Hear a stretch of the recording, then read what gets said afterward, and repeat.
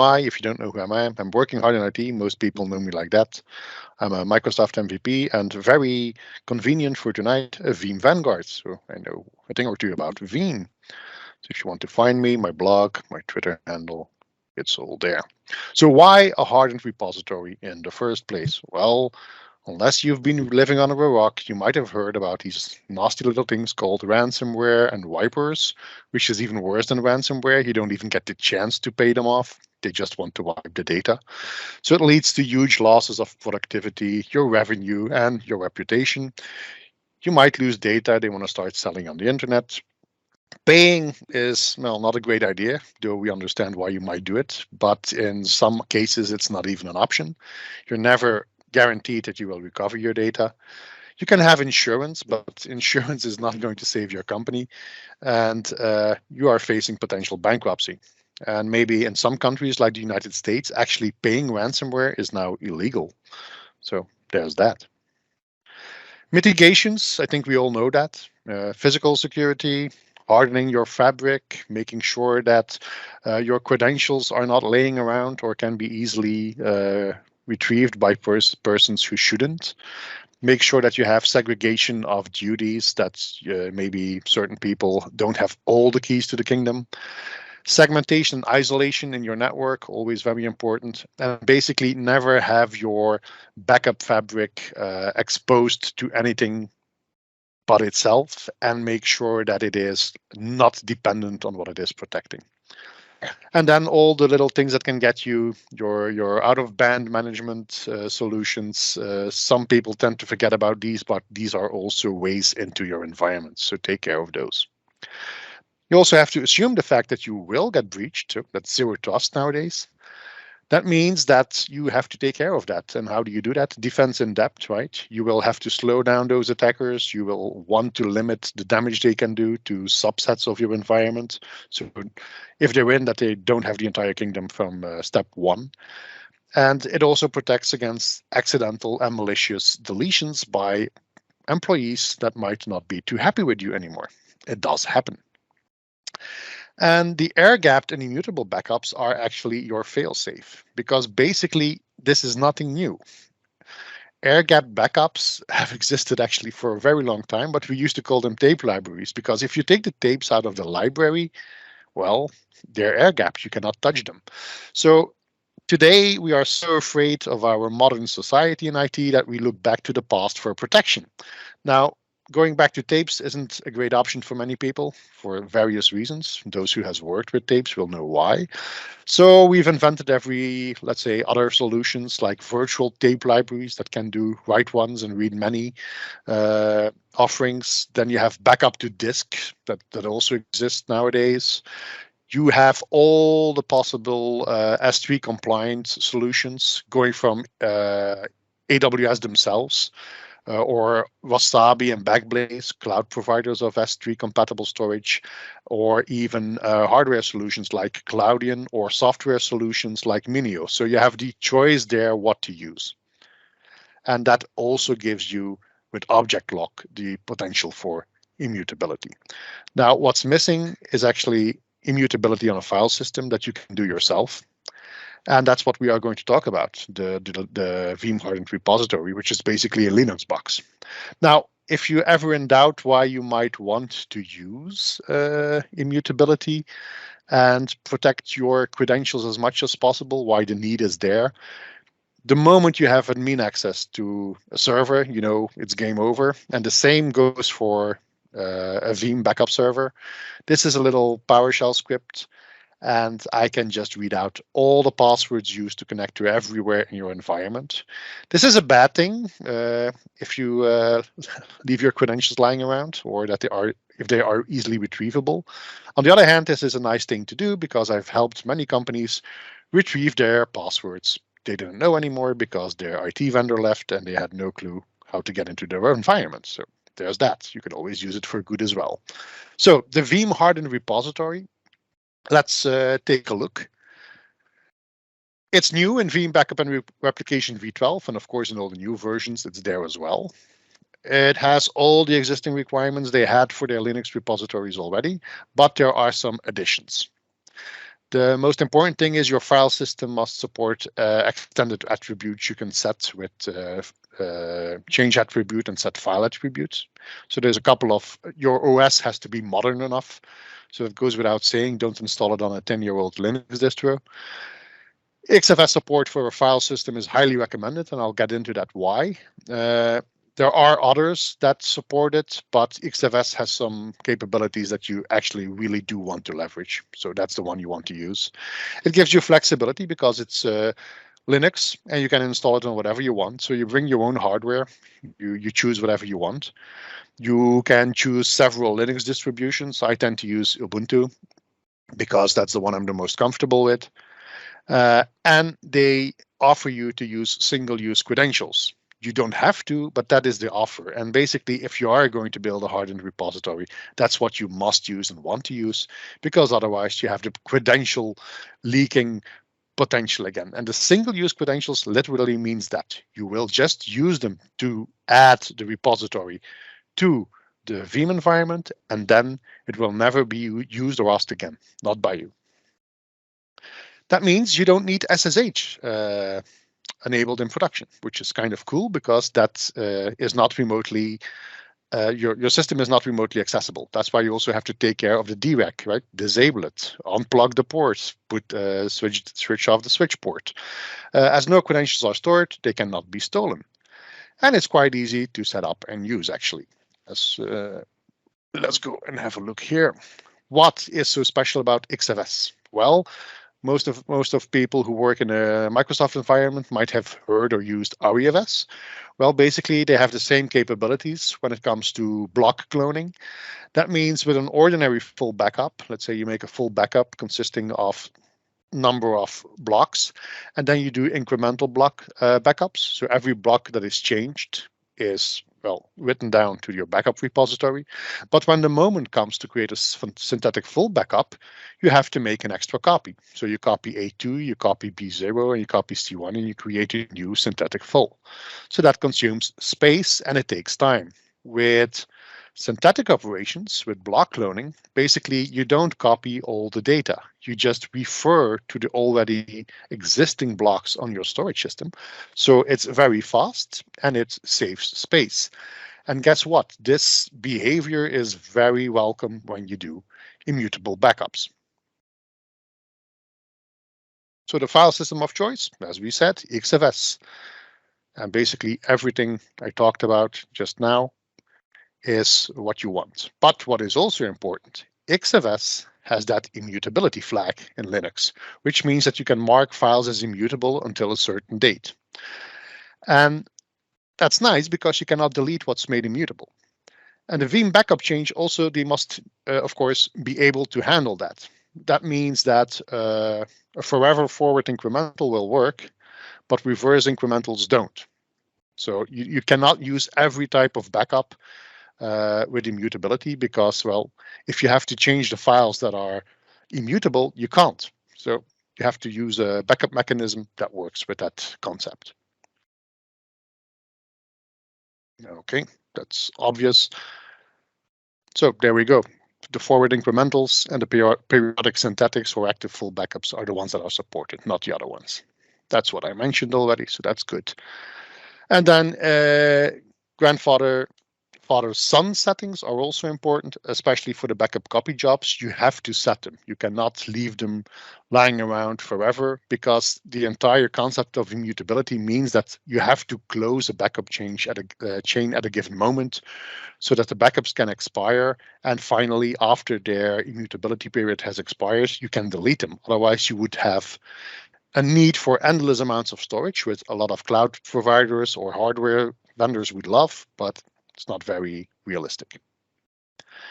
Now, the end-to-end immutability is possible today, and it will even become better in V12 in the future, because you basically can make sure that your primary backups land on immutable storage. You can make secondary copies to immutable storage, and you can offload those backups to capacity tiers and to archive tiers or cloud tiers if you want, where you can send them over the internet to your favorite cloud provider. And for all for certain clarity, that doesn't have to be Microsoft or Amazon. There are others. So you can use everybody who offers immutable object storage.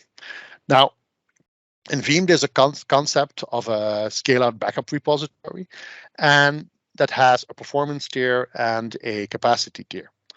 The capacity tier is typically or object storage, like a Cloudian, a Minio, S3 compatible storage in the cloud. But the performance is typically local in your data center, and that's your file system. And your file system, before immutable repositories with XFS, you could not make immutable, but now you can. The good thing is that also means, because SOBRs are built from backup repositories, it's an aggregation of backup repositories, that means that an individual backup repository now also can be immutable. So that's basically what I told you. I always love it when I get ahead of my slides. But this means that, and that's the important thing, that you can go immutable end to end. And in the future, you will be able to use object storage as your primary target. So you won't even need to use a file system anymore if you don't want to. Yeah, I have slides for that. That's way better. So let's look at your primary backups.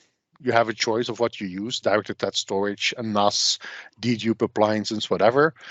But also, if it's DOS, and you install Linux, you can turn it into a hardened repository, which means that if you make secondary backup copies to another system, if you choose a hardened repository, everything you have as a backup is immutable, which is kind of nice.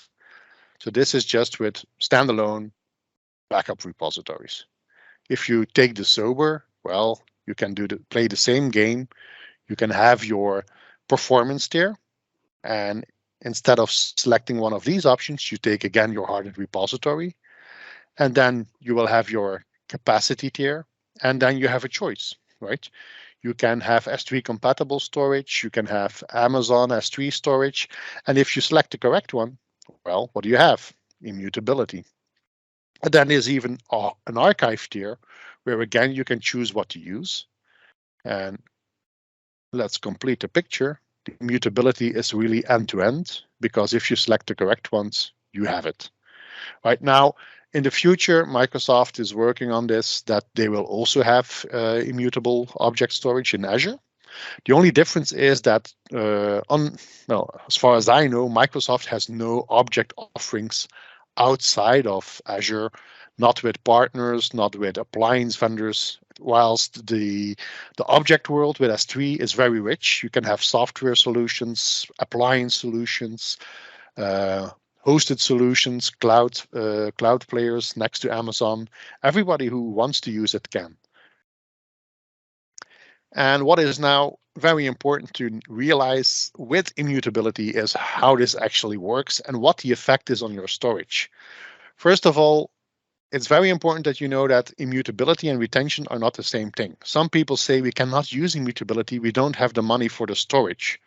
Well, you don't have to have that much more storage or even more storage.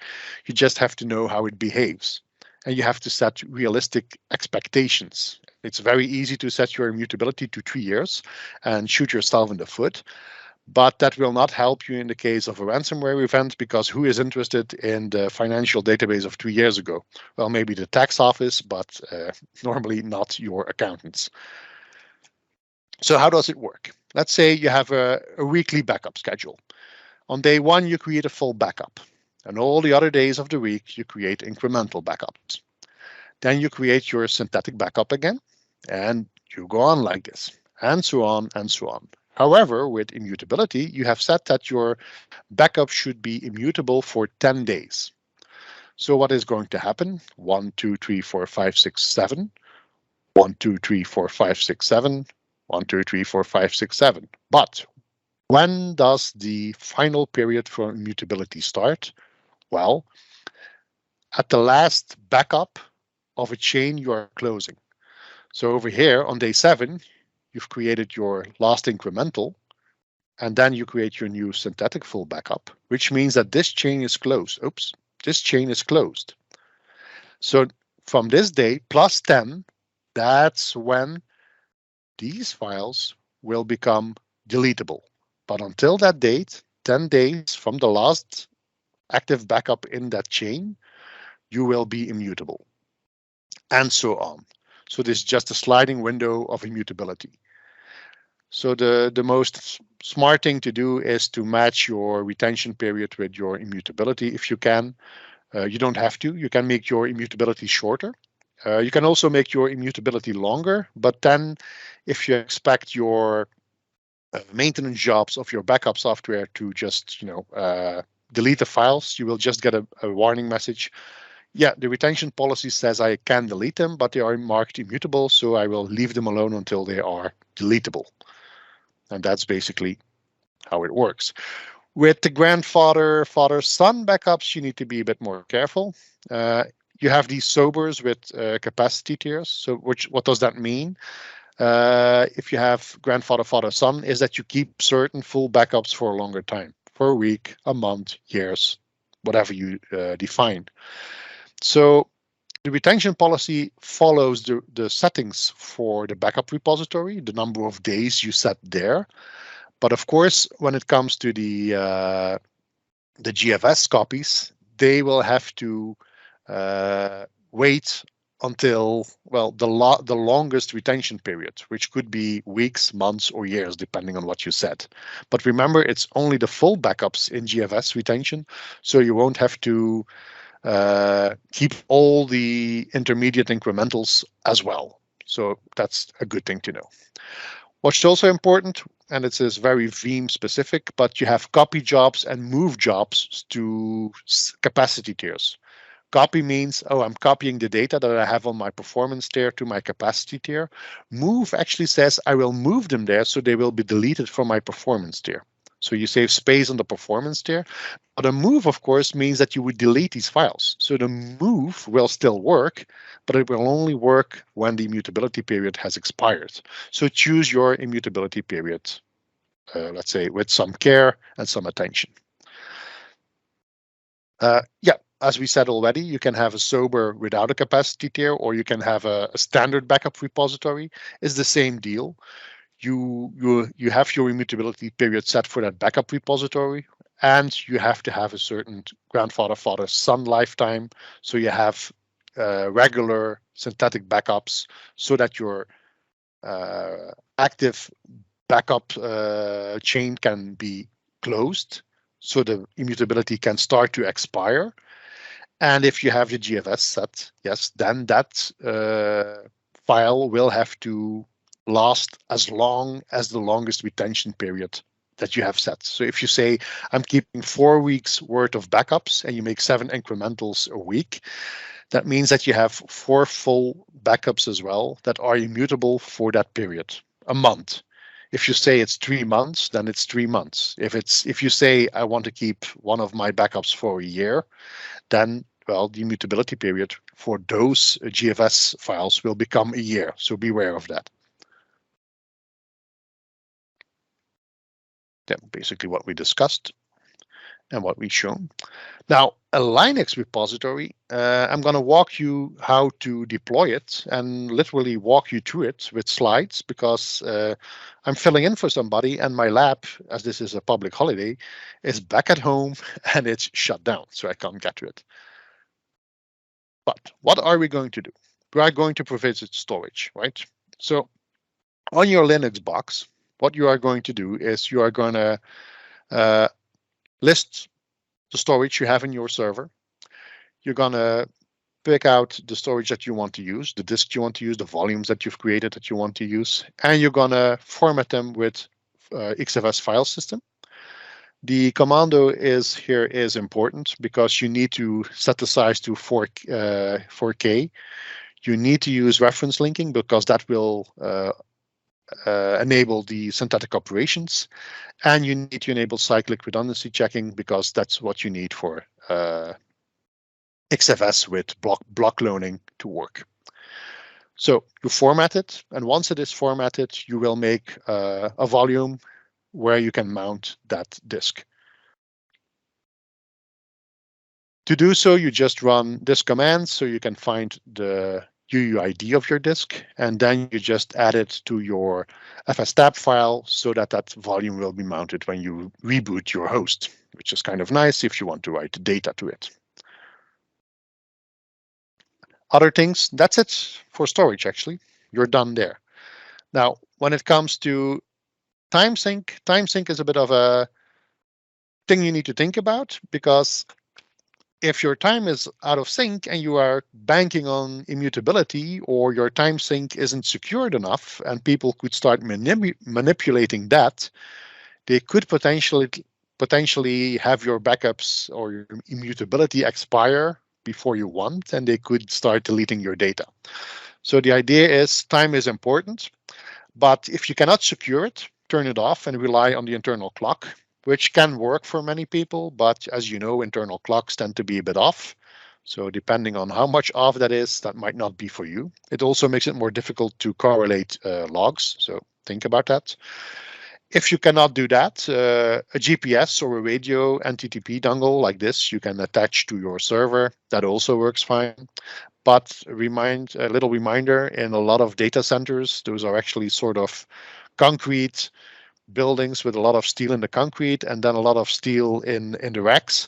So they tend to be a bit like a Faraday cage, so that won't always work. Now, the thing that I do normally is I install a nice SMTP daemon, an NTP daemon, and I make sure that I have multiple sources of truth, which basically means that not one single time server can tell you the time and you will respond to it. You actually are going to query multiple sources of time that you can select. And that way it becomes a lot harder for hackers to manipulate the time to get to you. Because if they can influence one time source, well, it's just going to be out of sync with the other answers you get, and it will not happen. It will not adjust the time because that's an outlier. They will ignore it. So that's how you can secure your time server.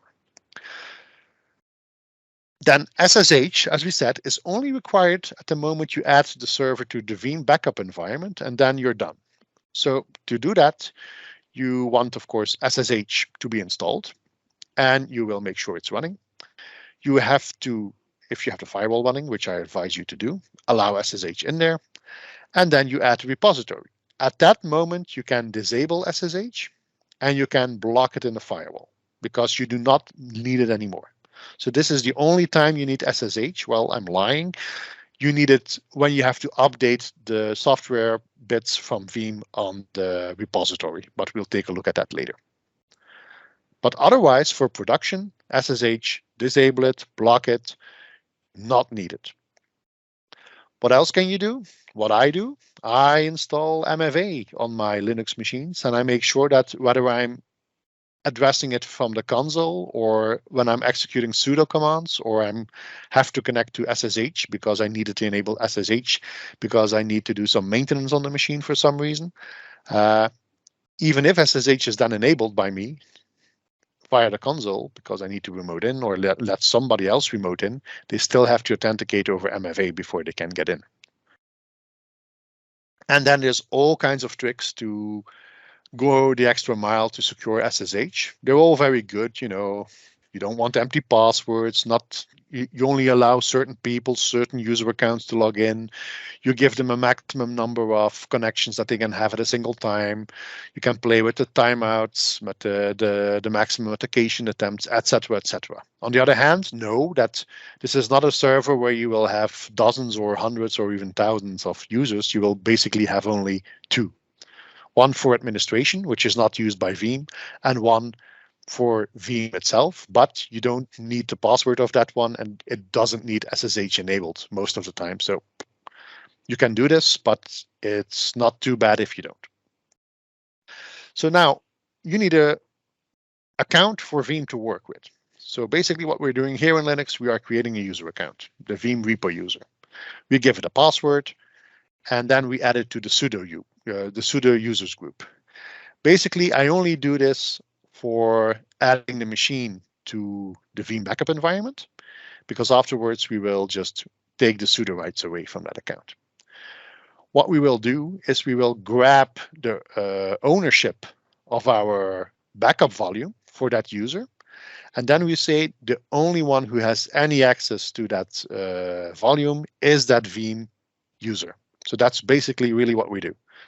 Even if you log in with a sudo account that has all the rights to administer the server, by doing so, actually, you cannot go to the backup accounts. Well, you always can if you have sudo rights, because you can do whatever you want on a box, but you have to do that purposely. You cannot just casually navigate to there and start browsing. You really have to go in there with intent. When you want to add your Veeam backup server to your Veeam environment, you will have to disable MFA and enable SSH and enable SSH in the firewall. Because in Veeam, you're going to give that user here with a password, and it needs to connect. And to connect, of course, Veeam can't handle MFA. So at that moment, you disable MFA. You must have SSH enabled for that one moment in time and in the firewall. But once you've added it, that's it. You never need it again, except for updating the software. So then you can actually remove the user again from the sudo group. It's important, don't forget this, because it doesn't need those rights. Re-enable MFA and disable SSH again and deny it in a firewall. So your machine is completely locked down if you didn't forget, for example, to take away the DREC way of going to your server, or your embedded lights out, or your BMC motherboard connectivity. So always think about that one, the backdoors. There's another way to do it. You can also add a user without making it a sudo account first, but that has a bit of a drawback. Then you need to hand out the credentials for a sudo, a root user, to do it, and maybe you don't want to. But if you're the same person handling the repository and the backup software, that's not much of an issue. If you do not want to hand out accounts with those rights to people that are in a different team, there's ways around that. I've written articles about that. I'll put some links in at the back. There's little tricks you can do, but basically that's just another way of doing it, which I don't like, because I have to give out a sudo admin account, and then instead of removing the user from the sudo group and resetting the password, I have to reset the password. But because it's my admin account, I cannot take it out of the sudo group. So you could create a third account, but then you have a third account just for this purpose during upgrades, for example, or installation. It's all a bit of a, let's say, it all works, and you choose your poison. Because in the end, you will always have to do the work to make sure that the account doesn't have more rights than it needs to have, and that the credentials you handed out to third-party persons are secured. You have some options. How many ports you need for the backups. You can increase this or decrease this depending on your needs. The only port that is open in the firewall at any given moment is 6162. If it needs these ports, it will open them dynamically, and it will close them when they're done with it. So it's kind of fun to see. In the demo, I have a script that demonstrates this, that they are open dynamically and closed, but no demo today. But whilst you are installing, when you look at what's happening, this is the most important one. Setting server certificate, resolving server certificate thumbprint, setting client certificate. What Veeam is doing is it's creating certificates to talk to the server over this port. So it does not need a password. So basically, that's how they get around that password requirement. If you use single-use credentials, that means that you will not have a user that has admin credentials. You will also have no SSH enabled. The fact that you don't have more, let's say, user rights than you need to write to your backup volume on that server means that you cannot run any other role. It's possible to run another role, but then you lose the single-use credentials, and that defeats the purpose of the hardened repository in my eyes a little bit, so I don't do that. Just use it as a repository and for no other backup role within the Veeam environment. So that's my opinion on that. Never do that. Immutability. The updates of the components. I mentioned that, right? How do you update those components? Via the VBR console, which means that you will have to disable MFA, enable SSH, etc. Do your update. If you do it with the user account of the Veeam repo for that backup volume or your backup volumes, that means that it has to be added to sudo group for this to work. And once you're done, you reverse the process like during the installation. And that's how you do that. Normally that only happens a couple of times a year, but it's something to take into consideration. And for GFS, if there are Veeam users in the audience, you used to have quarterly retentions on the grandfather, father, son backup jobs. Well, quarterly no longer exists. And maybe it's also interesting that you can switch to your retention based on days and not on restore points, because immutability is based on time and date timestamps. So the number of restore points for retention doesn't really make sense anymore. Take the one based on days. Now, when you've added that server to your Veeam environment, basically no more rights or passwords are required. So the only thing you need to do in Veeam, you can do without any, let's say, administrative or root access. You say, I'm going to add a backup repository. You're going to say, I want direct attached storage. You say that it's a Linux machine, and then you give it a name.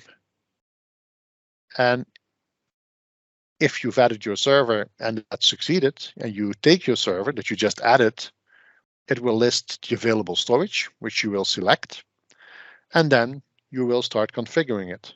What will you do here? Well, this is annoying. Am I covering my own? Yeah, I'm covering my own screen for some reason. A bit silly. But of course, you want to enable block cloning, and you want to set the immutability. The minimum period is 7 days. The maximum period, I think, is 999 days. If you start playing with this for the first time, take 7 days. Don't shoot yourself into the foot. And then you continue. And what are we seeing here? This doesn't work. Well, what was this? This is a little error you got that if you were mixing mutable and immutable storage on the same physical machine, that was not allowed. The reason was you want to be sure that every backup on an immutable storage is immutable, but that gave people a problem. If you wanted to transition from mutable to immutable, you need a new hardware. So they made sure that now this is possible, but the only use case to mix them is the migration moment. Don't do this in production long term. So that's basically what I told here.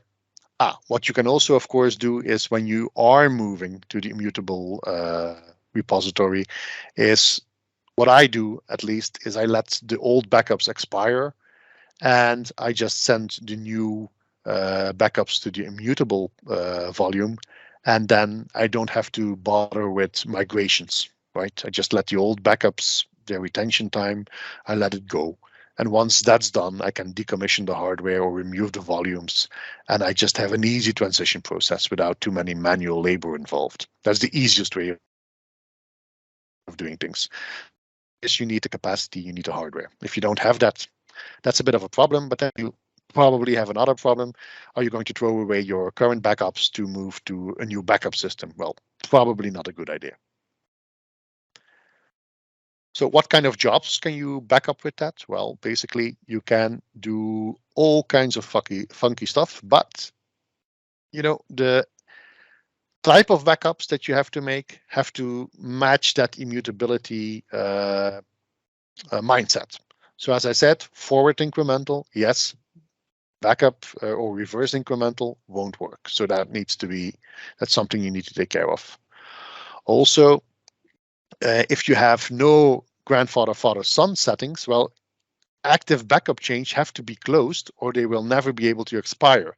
So you have to have some form of periodic synthetic or full backups, and that's why you need the GFS retention policy for your backup jobs, backup copy jobs, sorry. And then the backup types. You can backup VMware, you can backup Hyper-V, Linux with the agent. That's also all possible. You can use it for backup copy jobs from other external repositories, Veeam Backup for Azure, AWS, Google. It's all possible. vCloud Director, yeah, that's important if you're a partner. Veeam Zip backups as well, they can be immutable. And standalone full backups can also be sent to immutable backup repositories, and Nutanix as well, but I haven't played with that ever. Now, there are other types of backup jobs, including NAS and some others. Now, in the next version, you will see some of these jobs also become available to be immutable on a hardened repository. So that's something they are working on. As I said, immutability isn't the same as retention. So the immutability setting will always win, right? If you have longer immutability than retention, you will just get a nice little warning. Hey, your retention policy says I need to delete you all the backups, but they are immutable, so I cannot. As you can see, that is not an error. That is just a nice little green checked informational message because it does what it's supposed to do. Then the other thing is, we're always talking about malware and ransomware and wipers, but malicious or accidental deletions are also a cause of data loss. Some people sometimes are cleaning up their systems because they need some space, and sometimes they delete backups they shouldn't have deleted. Well, if it's immutable, you cannot delete them, right? So even if you try, you can go to your backups on disk, you can select your VMs or your backup jobs, and you can say delete from disk, where you will be greeted with an error because of, guess what, immutability. So let's say that your backup admin has a very bad day and hates the world, his life, you, your company, your data, and things like, to hell with it, I'm just deleting everything and I'm walking off. Won't work. Okay. That's basically the same thing, what we are looking at. If you look here, these files, if you look at the properties of backup jobs, in the Veeam console, it will say that it's immutable until a certain date. And if you go and look on the repository itself, then you will see, if you look at the file attributes, that it has a little I here, and that I stands for immutable. So these files, the immutability here is reflected here in the immutable until date. And that means that you can only delete backups that have their immutability expired. So these here, I could delete. The retention policy, for example, is longer than my immutability date. So they haven't been deleted yet, but if I want to clean them up, I can. Whilst if they are still immutable, I cannot. There's a possibility to extend the immutability date, actually. So that's always possible. You can always make it longer with PowerShell, but you can never shorten it, which makes sense. This is there because sometimes you have to keep backups around longer if you are being audited or for whatever reason, you can do it.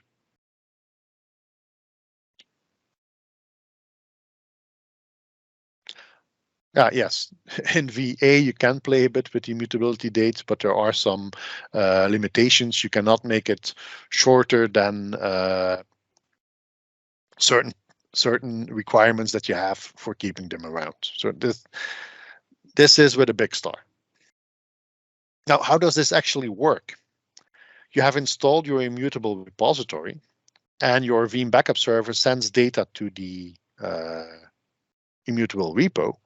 Well, that user account, that single credential user account that you used to set up the server, that's the one that's actually writing the data to your XFS data storage. It also knows, because you've configured it in Veeam, what the immutability period needs to be, but it has no pseudo rights. It cannot possibly set these attributes on files. So what happens is there is a service running, the Veeam Emu repo service, that actually handles this. And this one is only running internally to the server. It's not listening on anything. You cannot connect to it. It just does a job totally secluded and independent.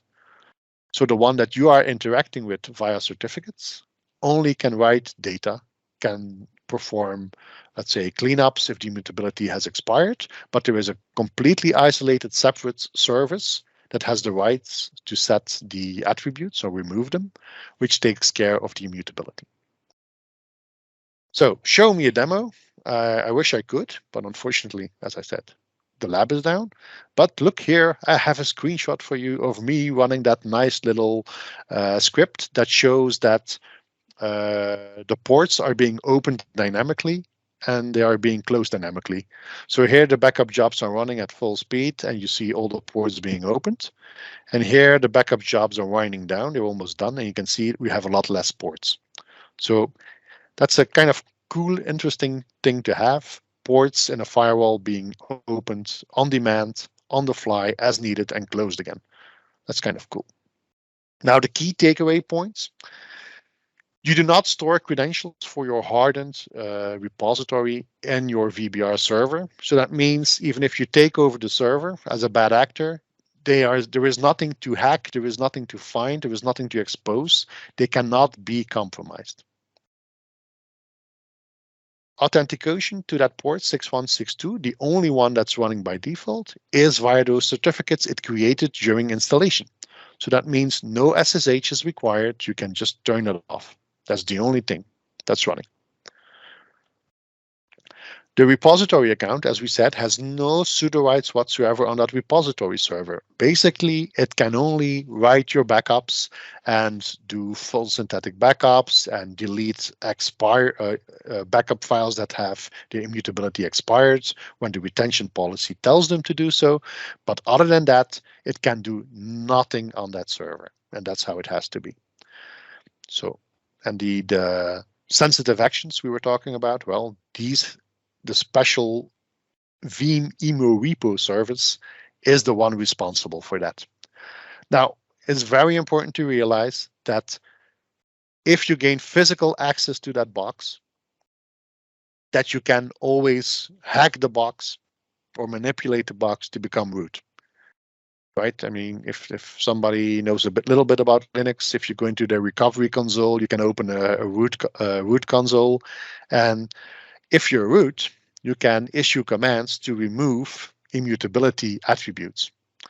And the immutability is actually stored in a couple of ways. It's stored as an attribute of every backup file. There's a little date in there that says how long they are immutable for, but it's also stored in a log file. A log file that also has a list, it's an XML file of all the files with immutability date in there. And so there's two places where these are stored. I'm not really sure why there's two places. I think it might have something to do with the fact that backups have to be portable and to ensure that you have the immutability date when you move them, that they have, let's say, that they are attached in multiple ways so that you can do that. Another reason.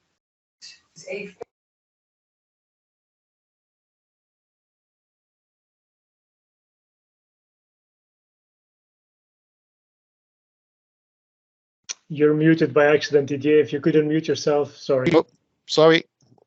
What was the last thing you heard? Go back 2 minutes. Go back 2 minutes. I think the fourth topic, Didier, if I'm correct. Sensitive here? I think around that one. Yeah. So that's the one we saw in the little image a while back, that you have this Veeam Emo repo service, which sets and removes immutability totally independent of anything else. It doesn't listen, it doesn't talk to the outside world, you cannot get to it, it runs by itself. So, and that in combination with that Veeam repo account that has no rights whatsoever except for to store data on the backup volume makes it very secure. But I was reminding everybody that if you get physical access to a Linux box, you can make yourself root. You can launch the recovery console, you can gain access, and if you are root, what can you do? You can change the file attributes, you can delete them, you can manipulate them. So physical security, remote security, segregation of duties, everything that you know already for all your other IT environments, it doesn't take that responsibility away from you, right? You don't set this box on the desk of the secretary. Don't set this box in a little room in the office that's not locked. Make sure that you have those controls in place.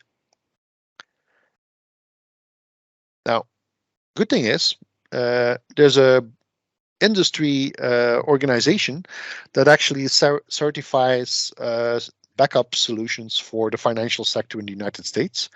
And guess what? If you set up your Veeam hardened repository correctly, you get these nice little certifications, which means you can run them for those use cases. So basically, done well, a hardened Linux repository with XFS that you build yourself has the same certification levels as AWS S3 with their object lock. The main difference is, of course, here is that you are responsible for the physical security of that box, which is normally something your cloud provider would take care of for you. You cannot just walk into an Azure or an AWS data center. That's impossible. So if you want to read about that because you are working in a highly regulated environment, there's the link. As said, you have to protect the host and the root at all costs. So we went over that. Make sure that you do so, that you do not leave this out anywhere exposed, just available to everybody. Everything you know about protecting your environment, it still holds true. Don't allow internet access to that box. Set it up with a proxy. If you have nothing else, use a squid proxy, independent from anything else. I use that a lot because I have backup environments that are running completely isolated from anything they protect. That means they have their own little DNS VM running. So they have DNS resolution, even if the DNS servers that they need to restore are down. So they still have name resolution. They've got Squid running, and they only get internet access to Duo for MFA, to Ubuntu for updates, to Veeam for and to certification revocation list websites to find out if a certification is revoked. So really, it's the minimum of internet access that you need for this thing to work that you allow, and nothing else. If you want to block it entirely from the internet, you can, but then you will have to do some manual work to update and check certificates. So that's a bit harder to do. And again, don't forget about the onboard out-of-band access methods. These need to be protected and locked down as well. So basically, for us, we have disabled these ports on the switch ports, and we unplug the network cable. And hands and eyes in the data center can plug that cable in on demand as needed. They are clearly marked that they should not be plugged in, but on request from us. And if you want to know more, I've written a 3-part series on how to set this up. Then there is XFS, right? I discuss XFS because there are some things about maintaining XFS if you start working it that you might be interested in. I have written an extensive article about setting up Duo MFA with a Veeam Hardened repository, so you can go read that. A Veeam cloud architect, Timothy de Win, a Belgian colleague of ours, they wrote a little script basically to help you set up a Linux repo in the lab quickly. So if you don't want to do all the manual work, check his GitHub account out where you can find that tool. There's a lot to learn, and there's a lot of more details to all this, and then I would have to refer you to the documentation and require you to read it. And there is more specific information about just the hardened repository to be and Linux repositories to be found here. And there are also blogs, of course, where they will explain the retention and let's say the intricate details about how it all works with immutability for you to just fill your evenings if you're bored or something. And if you have questions, you can ask them on the Veeam forums. And if after all that you still need help, well, the good news is there is a very rich Veeam community with a lot of people who really like and know the stuff and who are more than willing to help you out to get this up and running in your environment if that needs to be. And that's what I had to tell you tonight without the demos. Great. Thank you very much, Didier. Very interesting session.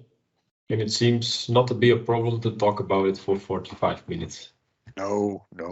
That's Yeah, never a problem. Never a problem. I need more time. Otherwise, yeah.